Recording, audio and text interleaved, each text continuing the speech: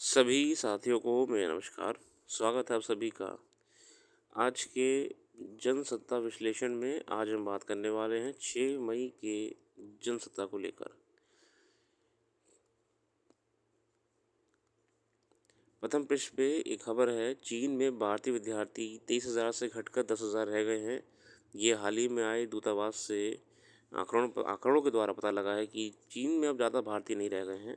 भारत में सरकारी मेडिकल संस्थानों में दाखिला पाने के लिए कड़ी प्रतियोगी परीक्षाओं से गुजरना पड़ता है, जबकि निजी मेडिकल कॉलेज अत्यधिक फीस वसूलते हैं, जिस वजह से अतीत में चीनी विश्वविद्यालय भारतीय छात्रों के लिए पसंदीदा संस्थान बन गए थे।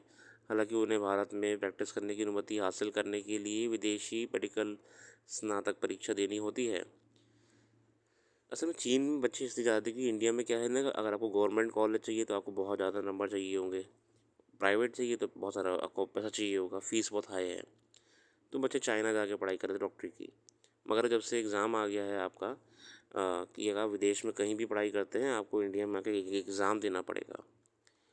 उस एग्ज़ाम के बाद ही आप भारत में प्रैक्टिस कर पाएंगे और तभी आपकी बाहर की गई पढ़ाई मान्यता मानी जाएगी। अब नहीं जा रहे हैं लोग ज़्यादा चीन में, अब लोग भारत में ही पढ़ाई कर रहे हैं जैसे तैसे। संपादकीय में पहला लेख है, जलते जंगल सुरक्षित सवाल।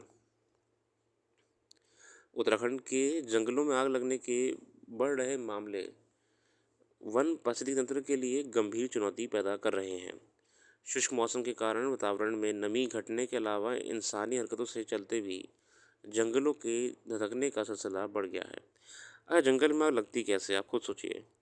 कभी कभी क्या होता है कि जब मौसम बहुत ही ड्राई होता है, ह्यूमिडिटी नहीं होती है, पत्ते जो नीचे गिरे होते हैं और सूरज तो धूप में अपना चल ही रहा होता है, तो कभी कभी क्या होता है, कुछ पत्ते जल जाते हैं, जिसकी वजह से छोटी सी आग सुलग के बड़ी हो जाती है। ठीक है।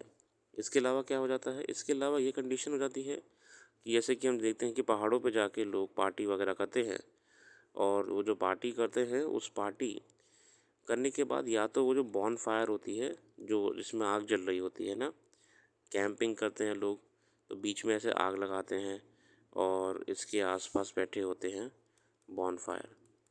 कभी कभी क्या होता है, कुछ लोग इसे जंगलों में जाते हैं एंजॉय करने के लिए, घूमने फिरने के लिए, इसे बुझाने की जगह इसको ऐसे ही छोड़ देते हैं। यही धीरे धीरे पत्तों में आग लगा देती है। इसके अलावा जंगलों में आग लगने के कारण सिगरेट के बट भी कहा जाता है ना। अमेरिका में तो प्रॉपर जितने भी पहाड़ी क्षेत्र हैं, लोग घूमने जाते हैं, उनको सख्ती से कहा जाता है कि आप अगर सिगरेट पीते हैं तो आप जंगल में नहीं फेंकेंगे। सिगरेट का बट भी धीरे धीरे धीरे धीरे जब नीचे गिर जाता है तो पत्ते जला देता है, फिर आग लग जाती है। इसके अलावा नमी बहुत कम होने से भी ना, सूखी लकड़ियों में आग लगना सामान्य है, जिससे पूरे जंगल में आग फैल जाती है। उत्तराखंड की ये समस्या बड़े लंबे समय से झेल रहा है। उत्तराखंड में गढ़वाल, कुमाऊं, अल्मोड़ा, कर्णप्रयाग इत्यादि इन सब जंगल में आग जलने की वजह से परेशान हैं। ठीक है ना। जंगल माफिया, भूमाफिया भी किसी हद तक जंगलों में आग लगाने की जिम्मेदार हो रहे हैं। अच्छा, कुछ माफिया लोग भी होते हैं, जंगल खाली करना होता है उन्हें, है ना, तो आग लगा दी। और जब आग लग जाएगी तो वैसे ही काटने के लिए अनुमति मिल जाएगी आपको, है ना, तब कौन ही मना करेगा। तो कुछ माफियाज भी करते हैं। उत्तराखंड का कुल भौगोलिक क्षेत्रफल 53,483 किलोमीटर है, जिसमें से 86% पहाड़ों और 65% जंगल में ढका हुआ है।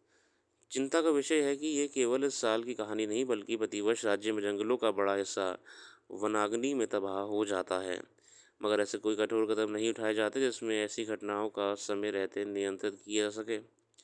सरकार ने इस वर्ष जंगलों को आग से बचाने के खूब दावे किए थे। जंगल में क्रू सेंटर भी स्थापित किए हैं, जिन लेकिन फायर सीजन शुरू होने से पहले ही जंगलों की सुरक्षा में तमाम दावे धराशायी हो गए हैं।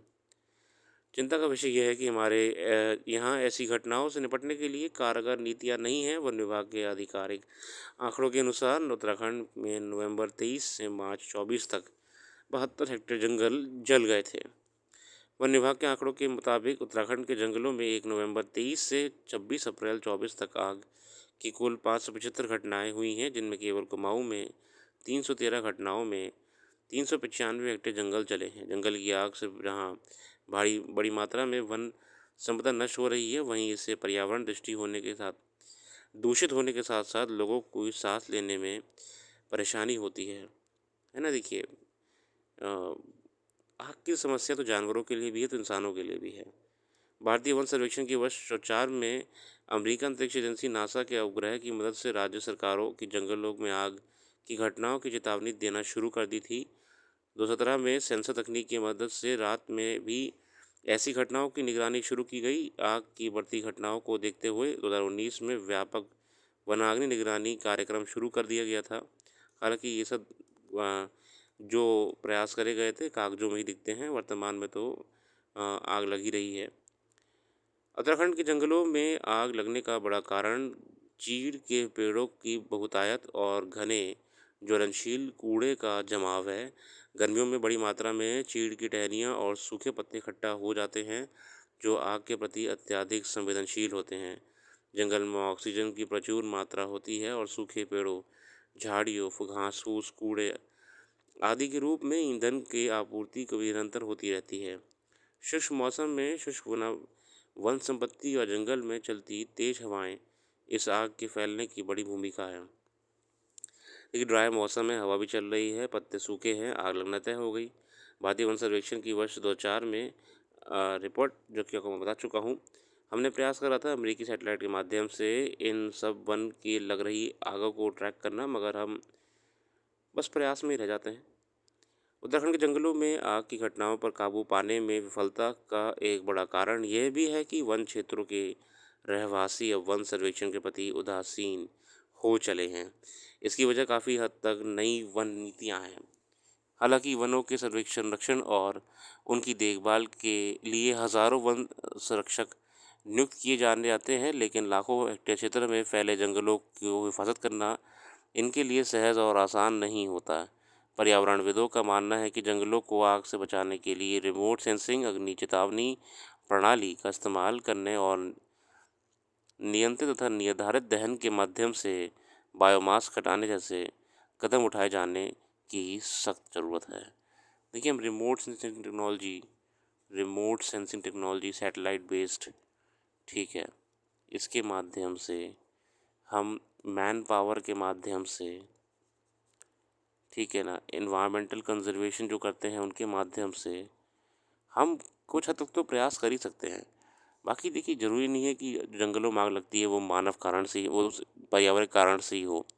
गर्मी, सूखा, वो तो हमारे हाथ में नहीं है ना। पर हमारे हाथ में जो ये है कि हम वहाँ पे ऐसे कूड़ा भी ना डालें जो और जल सके। जैसे समस्या आजकल क्या आ रही है कि होटलों से जो प्लास्टिक का कचरा निकलता है, पैकेट वैकेट निकलते हैं, हम जानते हैं कि ये पैकेट बहुत तेज़ जलते हैं और बहुत जल्दी ज्वलनशील होते हैं। रैपर, पैकेट, बचे हुए कचरे, इन सबको भी जंगल में डालने से क्या हो जाता है ना, जो नॉर्मल आग लग रही होती है उसको फ्यूल मिल जाता है और ज़्यादा। तो हमें ये भी करना पड़ेगा, सरकारों को खासकर ये ध्यान रखना पड़ेगा कि कैसे इस आग को कम करें।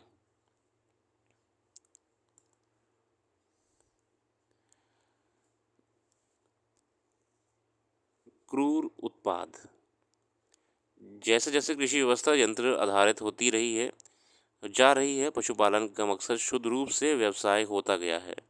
दुग्ध उत्पाद एक बड़े कारोबार का रूप ले चुका है, खासकर शहरों में दूध और दुग्ध उत्पादन की लगातार बढ़ती मांग के मद्देनज़र दुधारू पशुओं के पालन और दुग्ध उत्पादन को प्रोत्साहित किया जाता है। मगर बहुत सारे लोग शुद्धता के आगेवश अपने मोहल्ले की डेयरियों या दूरिया से दूध लेने बेहतर समझते हैं।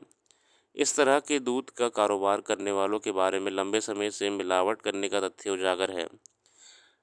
यहाँ तक कि नकली दूध का कारोबार भी चलता है, मगर अधिक से अधिक दूध उत्पादन की चाह में जिस तरह गाय, भैंसों और अन्य दुधारू पशुओं को दवा देकर उनका हार्मोन बढ़ाया जाता है, वह एक अलग त्रासदी पक्ष है। साथियों, ये बड़ा अच्छा लेख है, इसमें उन्होंने ये बताया कि जहाँ पे डेयरियाँ अच्छा दूध देने के चक्कर में जो पशु हैं, दुधारू पशु हैं, उनके साथ जो क्रूरता करते हैं वो भी प्रश्न चिन्ह है कि इनको इंजेक्शंस देना, उनको तमाम तरीके से दूध का उत्पादन बढ़ाने के लिए दवाइयाँ देना, टॉर्चर है उनके ऊपर। पशुओं को दवा देकर उनका हार्मोन बढ़ाने और अधिक से अधिक दूध खींचने को दिल्ली उच्च न्यायालय ने पशु क्रूरता माना है। बहुत सारी डेयरियों में तो पशुओं के बैठने, घूमने फिरने तक की पर्याप्त जगह नहीं होती। उनकी साफ सफाई का भी उचित ध्यान नहीं दिया जाता। डेयरियों को चारागाह वाले क्षेत्रों में स्थानांतरित करा जाना चाहिए, ताकि पशुओं को घूमने फिरने की जगह भी तो मिले। कई डेयरियाँ ऐसी होती हैं साथ ही जिनमें घुसने की जगह नहीं होती है और पशु वहाँ दिन भर अपना अपना जीवन यापन करते हैं।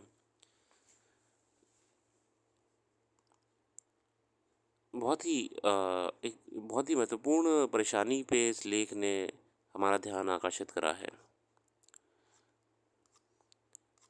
बाकी लेख खेल जगत की कुछ खास नहीं है। इस समय आज के लिए इतना ही रख रहे हैं। अपना कीमती समय देने के लिए बहुत बहुत धन्यवाद। आपका दिन शुभ हो।